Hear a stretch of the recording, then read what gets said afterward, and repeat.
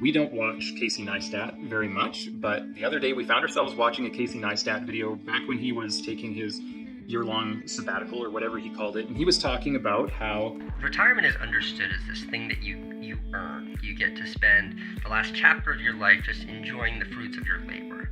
Then there's this other idea that says, rather than waiting towards the end of your life, take years of your life throughout your life to just enjoy the fruits of your labor. we found that interesting because it's something we've actually talked about a fair bit, is chunking up your life so that you can be content and embrace where you are today, but still be thinking about the future and where you're going in life.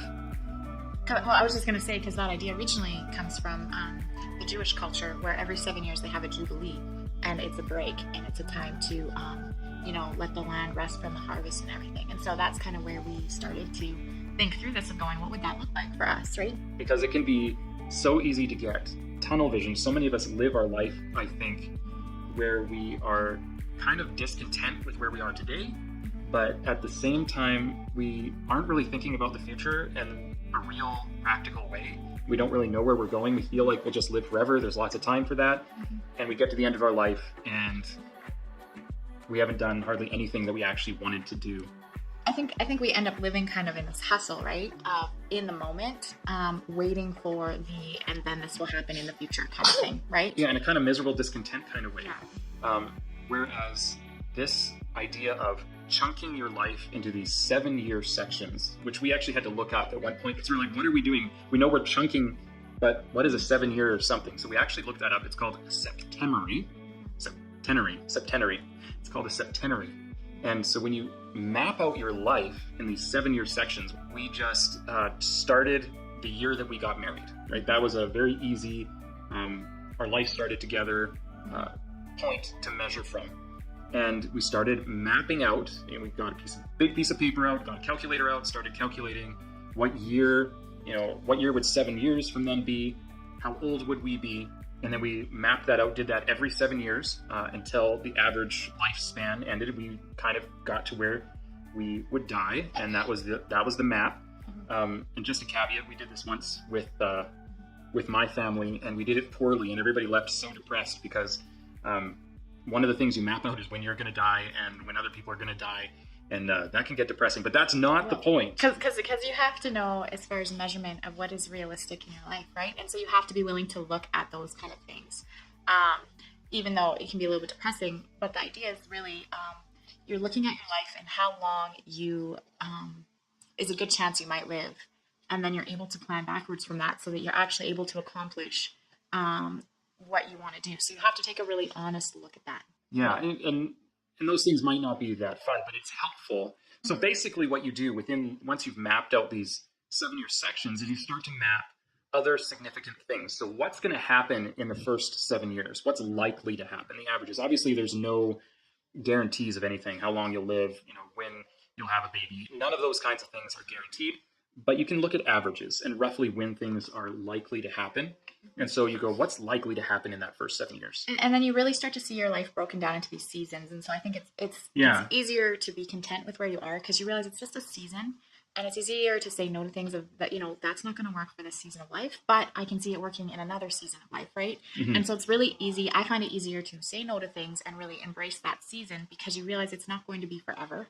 And you can embrace it and really enjoy where you're at now, right? Yeah. So you're looking at each 7 years, looking what's likely to happen in each of those sections, right? Specifically, when are you likely to have kids? How old are those kids likely to be? What kind of work are you likely to be doing? How much energy and wisdom are you likely to have at different seasons? Obviously, at the beginning, you're going to have more energy, less wisdom, mostly. Sometimes you're going to have less energy just because you're dealing with young children and you're not getting sleep. Factoring those things in. When are significant people around you likely to get old? When are they likely to die? When are significant people around you likely to get married and have children of their own? And how is that going to affect you? Mm-hmm.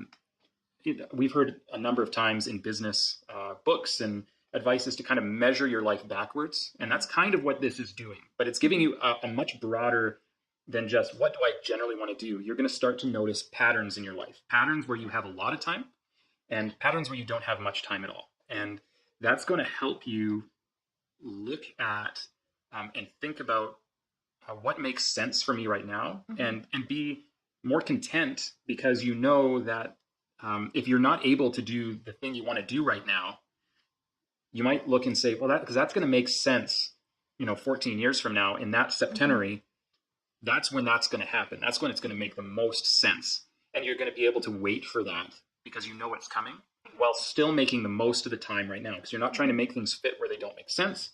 And yet you're not living blindly and just running around aimlessly within your life. I remember even when I was doing filmmaking, a filmmaking mentor of mine talking about, how many movies are you going to be able to make in your life? Because movies take a long time to make and a lot of energy, and it's really actually not that many. And so he was suggesting, don't be just aimless Mm-hmm. with how many you're going to make, because you can only make so many. So be specific, Mm-hmm. count them out. And, I don't know if I did the best job at that, but that's kind of what this is about. Yeah, and so I think for us, what was really, really interesting to see was that we started to see for our seasons in our life is that 7 years from when we got married was when our first child was going to be starting into school. We wanted to homeschool, and so that was going to mean a lot more effort on my part, but just then you're able to look at that and go, okay, there's this transition where we go from having little kids to now our kids are starting to There go was to these school. very interesting patterns that we found that we didn't expect, which Mm-hmm. was that 7 years tends to be a really significant change in your life, or in the life of those around you who you're living with, right? 7 years was So the first one Into was school. starting into school, and the second one is our kids are starting to get into more of those teenage years. You're helping them transition into more adulthood, those kind of things. And so being able to go, okay, we're entering a new season now, right? The next set is when they're going to be starting thinking about marriage. Next set is more as far as like kids, like grandkids for us, kids for our kids, those kind of things. And then you start to see too where it's like more likely as far as just with as far as parents aging, where you want to be able to be more available for them, those kind of things. Yeah, people are going to need more help, right? And just being aware of where those things are likely to be. So we'd really challenge you and encourage you to really start planning your life backwards as far as the time that you likely have.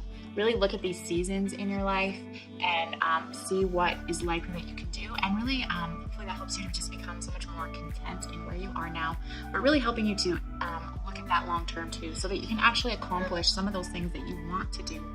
And you can also be looking forward to those seasons, because you realize in this transition in this transition I'm going to be able to do this, in this transition I'm going to be able to do this, and each season has its own beauty in it, I guess, right? Yeah. So I hope you found that useful, and we just explained it well, because it's actually a really, really cool and a really helpful exercise to do. As an individual, as a couple, as a family. It's very helpful. Even even in your workplace, you potentially could have coworkers and things looking at that and thinking about the life cycle of a business. You can apply this to all kinds of things, and it's a very, very helpful exercise. So we really encourage you to actually go out and do it. If you enjoyed this video, let us know in the comments, and if you have any other questions that you would like us to answer, or musings, things that you would like us to talk about in a session like this, let us know. Consider subscribing to our channel. We are hoping to do a lot more like this as far as our couch sessions, and we hope to see you in the next video.